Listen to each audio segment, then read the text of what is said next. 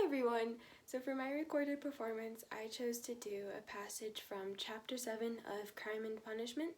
This is right after Raskolnikov has committed the murder and he is returned to his apartment and the craziness and the fever are kind of setting in. So we're jumping into the middle of his conversation that he's having with himself as he's just getting crazier and crazier. I chose this passage because I enjoyed reading it become more and more frantic, and his difficulty to manage his own emotions really captivated me, so hopefully I can portray that without forgetting the lines. Surely it isn't beginning already. Surely this isn't my punishment coming upon me. It is. The frayed rags he had tore off his trousers were actually lying on the floor in the middle of the room, where anyone coming in would see them. "What is the matter with me?" he cried again as one distraught.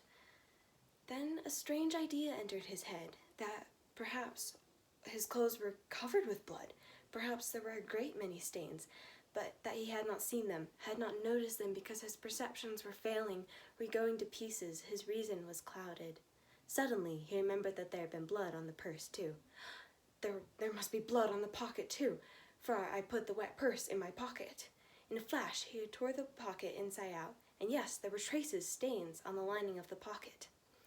So my reason has not quite deserted me, so I still have some sense and memory since I guessed it of myself, he thought triumphantly, with a deep sigh of relief.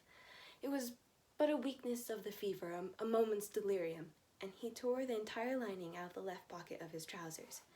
At that instant the sunlight fell on his left boot, on the sock that was poking out of his boot, and he fancied there were traces.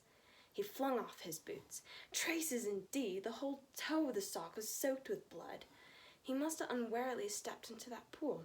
But what am I to do with these now? What am I to do with the sock and rags and pocket?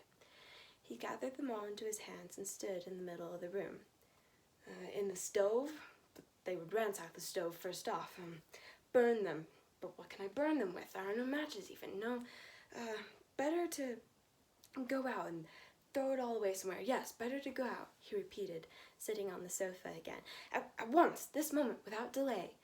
But his head sank on the pillow. Again the unbearable icy shivering came over him. Again he drew his coat over him. For a long time, for some hours, he was haunted by the impulse to go off somewhere.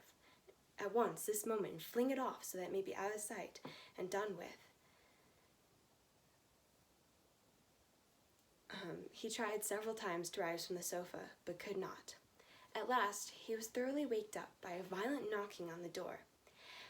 "Open, do! Are you dead or alive? He keeps sleeping here," shouted Natasha, banging with her fist on the door. "For whole days he's snoring here like a dog he is too. Open, I tell you! Wake up!" "Perhaps he's not at home," said a man's voice. "That's the porter's voice. What does he want here?" And he jumped up and sat on the couch. The beating of his heart was a positive pain. "Then who can have locked the door?" retorted Natasha. "He's taken to bolting himself in, as if he were worth stealing. Open, I tell you, it's past 10. What can they want, and why the porter? All is discovered. Resist or open, come what may." And he half rose, stooped forward, and unlatched the door. The room was so small that he could undo the latch without leaving bed. And yes, the porter and Natasha were standing there. Natasha stared at him in a strange way. He glanced with a distraught and desperate look at the porter who, without a word, handed him a gray, folded paper sealed with candle wax.